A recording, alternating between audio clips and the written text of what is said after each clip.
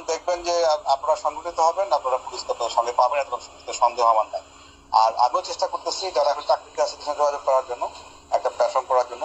দেখা যাক যদি এটা করতে পারি, ইনশাআল্লাহ আরো সুবিধা পাওয়া যাবে। 5 তারিখের পরে একটা বিশাল গ্রুপ, অফিসার গ্রুপ, তারা কর্মস্থল ত্যাগ করছে আর আসে নাই। আর তারপরে যেটা করেছে, 300-400 অফিসারকে এরা ডিউটি থেকে তুলে নিয়ে সংযুক্ত করে রাখছে, অকার্যকর জায়গা দিয়ে রাখছে। এরপরে একটা বিশাল গ্রুপ, অফিসার গ্রুপ, তারা কর্মস্থল ত্যাগ করছে আর আসে নাই।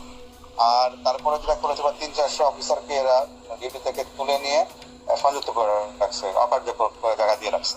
আবার একটা বিশাল সংখ্যক লোককে এরা অলরেডি চাকরি থেকে বের করে দিচ্ছে। আর এটা রিটায়ার্ড লোককে চাকরিতে নিয়ে আসছে। আর ওদের সময় যারা যে এরশাদের সময় বিএনপি ক্ষমতা ছিল একাধিক, বা ওদের সময় জিয়াউর রহমানের সময়, এদের তো অনেক লোকজন 80 দশকে যারা রিক্রুট হয়েছে তারা এখন চাকরিতে রয়ে গেছে অনেক। তো 90 দশকে যারা ঢুকছে তারা তো অনেক চাকরিতে রয়ে গেছে এখন। তো সেইগুলোকে এরা সামনে নিয়ে আসছে। তো এই লোক এদের সংখ্যা খুব বেশি। এবং যখন দেখবেন যে আপনারা সংগঠিত হবেন, আপনারা পুলিশ আপনাদের সঙ্গে পাবেন, এরকম সন্দেহ আমার নাই।